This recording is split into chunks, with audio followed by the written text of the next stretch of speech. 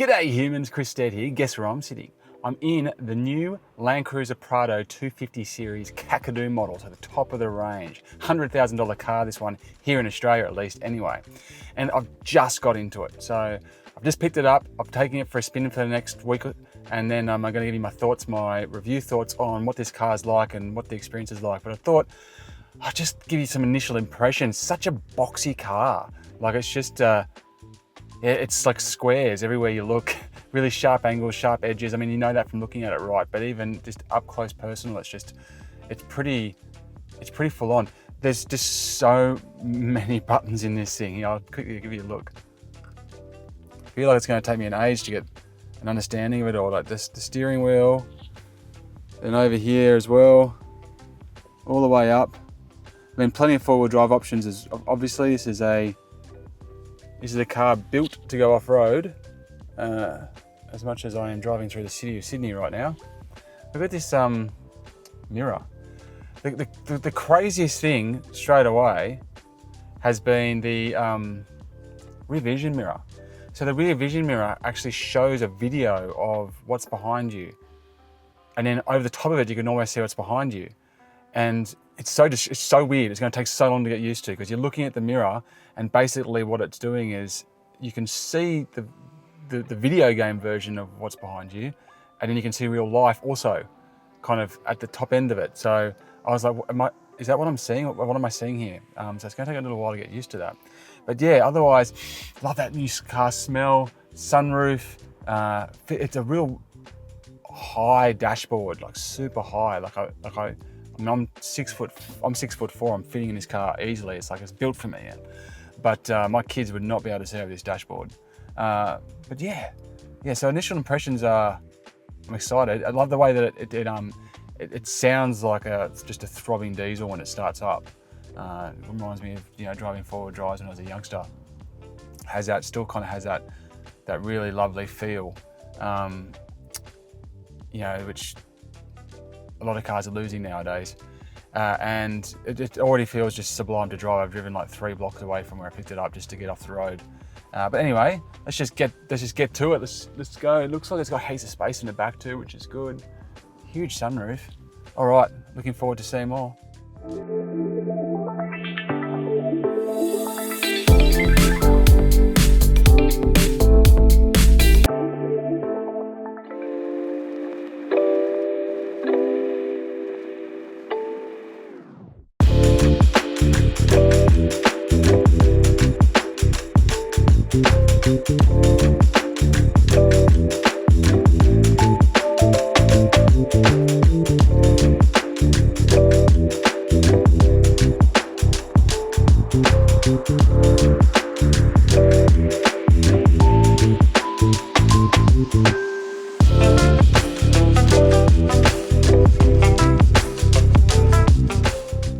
Righto, so I've driven it for an hour or so, even longer, away from where I picked up the car towards home. I've got a few more, I guess, thoughts to share. Very lovely to drive. It's really, really nice. It's got I've just gone through a couple of different modes. Haven't had some genuine open space to really put the pedal down, but it seems to have a decent enough kick to it, even on kind of the standard normal mode. And then, yeah, bumped it up to Sport Plus. And yeah, it's not massively noticeable, but I'll do some more testing. But yeah, definitely felt like it was a little bit more energy to it. One of the reasons why I was really interested in testing this car out is because I drive the Prado 120 series. But before I got the 120, I tested the 150. And I've driven the 120 a lot because my dad owns one. And then I got into the 150 and I just really didn't like it. Now, mind you, this was about 2013, so I think the 150 did have an engine tweak around 2015, something like that, which might have improved it. But to me, it just had no guts. Didn't go up hills very well. It had that was kind of they moved over to the Hilux engine at that point, and I found it compromised with space, pretty cramped, and for a car that's big, and I'm a big guy, and yeah, I just didn't feel it, So I ended up getting the 120 series, which I love. It's a fantastic car, but boy, does it eat petrol. So that's kind of like the context from which I'm approaching this review, because I really wanted to see what you know, what a change. So obviously it's got an extremely different physical look. It's much different. When I first saw images of it, I was like, oh gosh, what have they done there? But now seeing it in person and actually sitting in it, I'm actually quite liking it. It's got a real retro feel to it, a real old school feel to it, but there's nothing about the way it drives and all the gizmos that I'm looking at right in front of me that's old school. It's all modern. And this cool sunroof behind me as well, which is like full length, as opposed to kind of just usually for a while there Toyota was just doing that front section with their sunroofs in the top of the range, and this one goes all the way back, and it's got it's glass for the last half, unfortunately, but still pretty cool. Still feels good. Yeah,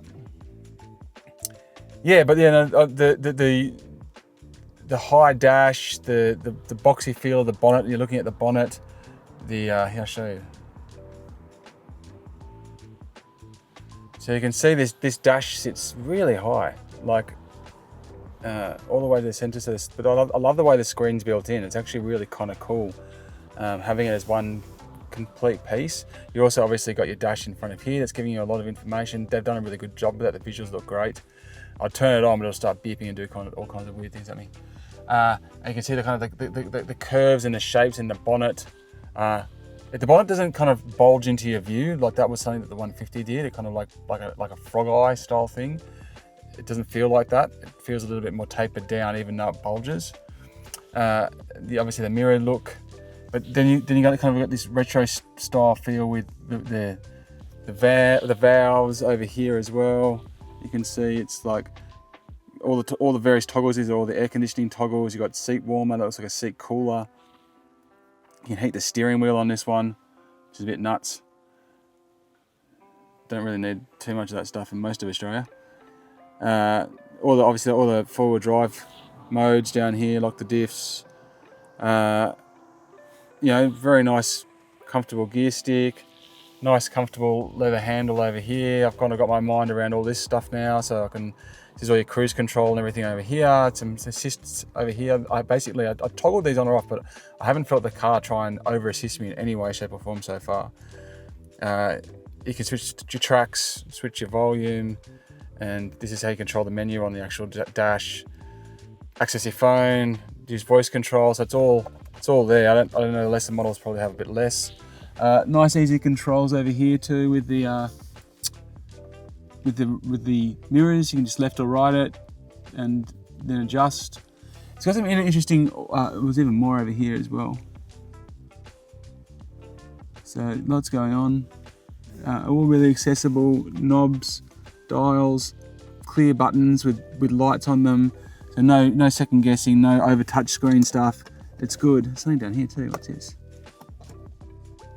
Maybe it's the fuse box. So I'm finding it really comfortable to drive. It's got a cool box in here as well, which is nice. So you can put your drinks in there. Got it on at the moment to see if it's cooling down. It's getting nice and cold in there. So it does compromise you on storage space at the front here a little bit, but you do get to keep your drinks nice and cool. So that reduces your storage space to effectively just the glove box, which isn't huge, and in this case is already well and truly full with documentation. So that is a bit of a bummer. One thing I have noticed is that my foot, I don't know if you can see that, my foot doesn't seem to have as much space as I normally have. It's kind of like pushing me in like that, where I'd normally put my foot in my Prado. It's like it's missing about a centimetre of space down there, and I've actually found myself having to move my foot into positions that I normally wouldn't do. So that's I don't know. I guess I'll get used to it, but it's just bulging out at the bottom there into the foot cavity for some reason, and it's annoying. That's something I need to get used to. Over here, this thing's pretty complex. Like it's actually, at first I was like, oh geez, that's taking up a lot of your view. I mean, look, that takes up a lot of your view, right? But you don't really look there for anything. Maybe traffic lights every now and again, but yeah, it's not a spot you generally look. And otherwise, it's been quite, like the view, when you look around, your visibility out of this car is pretty awesome. So I haven't struggled at all. Then you got like the little lights that light up on the mirrors. You know, if someone next to you, if you're starting to merge. I don't know how long it would take to get used to seeing that flash. I think I might be too old for that trick.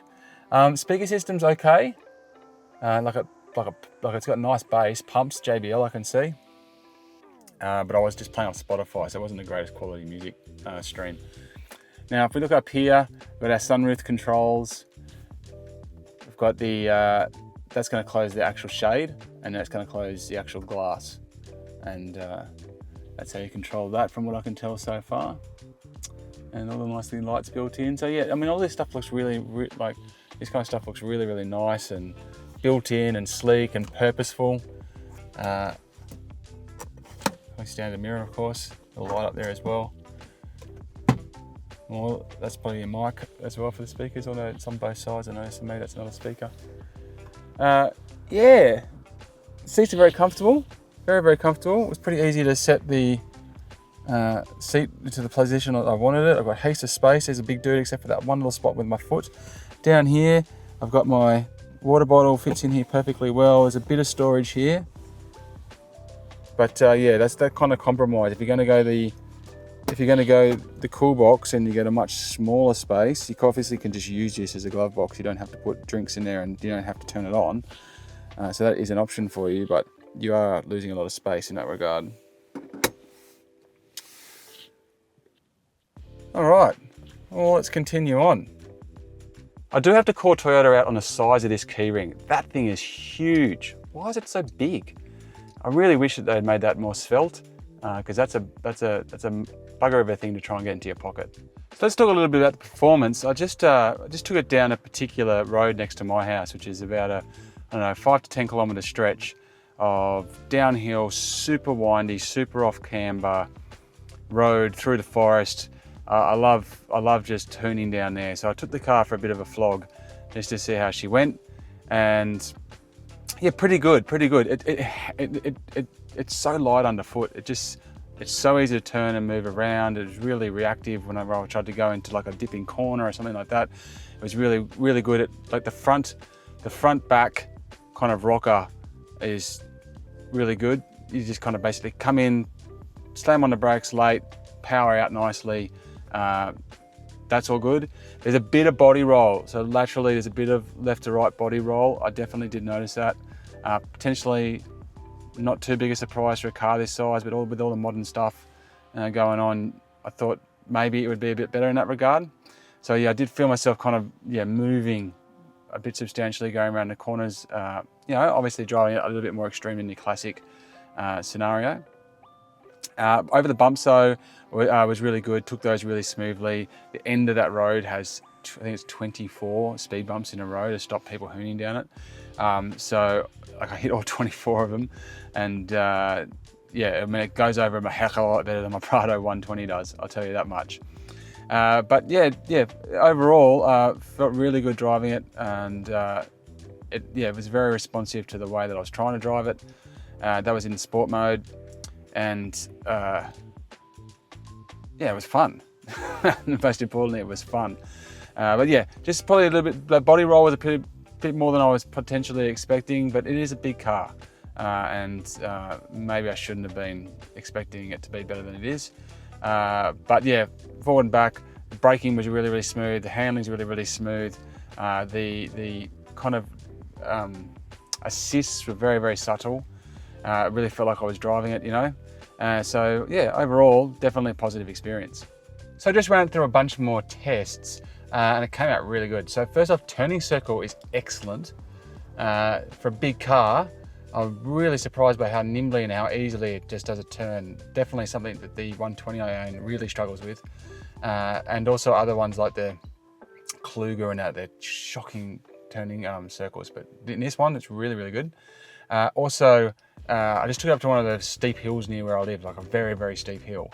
And I just went fanging up as fast as I could on a couple of different modes. And even in eco mode, it was still kind of accelerating. I wasn't doing too badly the whole way up. It was going good.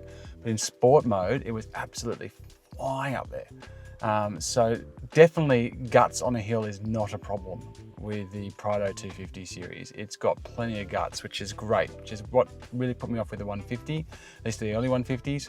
The 250 does not have to worry. The other thing was the assists. So there's some very subtle assists going on, and I actually quite like them.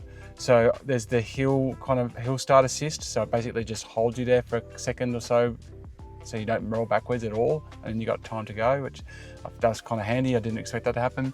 There's a bee in my car. That's all right, we're mates. Then there's also a, the car just turns itself off whenever it sees a red light. So it's not to do with being stopped in traffic, I don't think.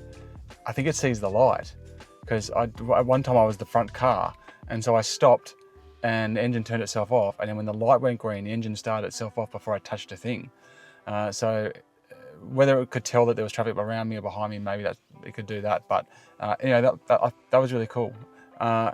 And also, I swear it just was engine braking on my behalf. I was just coming back down that really steep hill, and I'm pretty sure it was just holding gear and just engine braking me on the way down.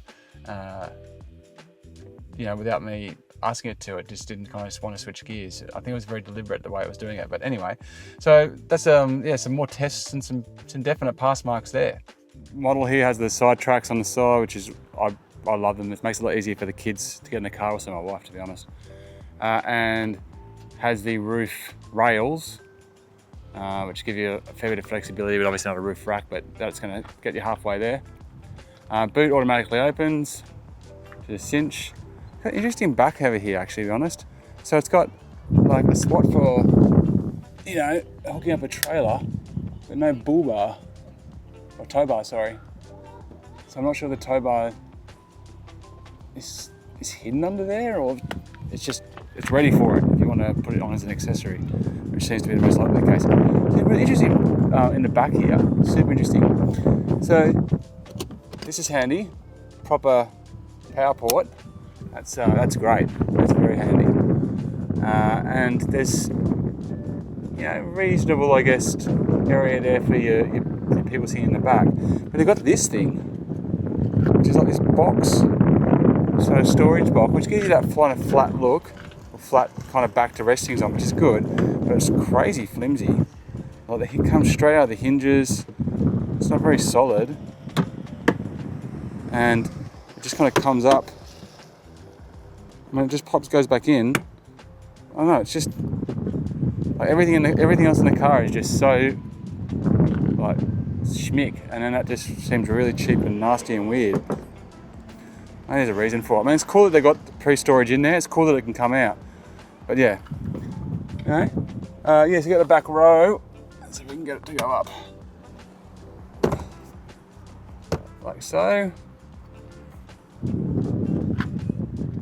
It's going to give you enough space for a kid, maybe a small adult. There's obviously nowhere for your feet to go. Your knees are going to be around your chin. But not too bad. I'm really glad they've included this. The Toyota Land Cruiser, like the top end, the actual Land Cruiser, they did away with them in a lot of their models this year, this past generation, which I did not like at all. So not too much going on in the back doors. Obviously got a speaker in there. You can do the windows, space for a bottle down the back. And I'll come in through the other side.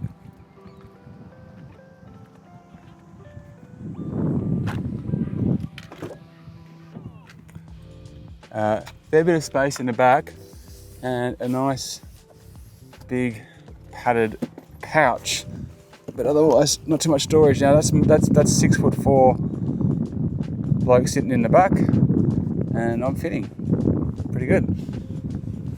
What about my head though? That's always the tricky bit, and here is where things aren't as ideal. My head is on the roof, and you cannot lower this seat or slide it, so I could not sit in this car in the back seat at 6'4". So if your kid is likely to go beyond 6'4", you are in trouble.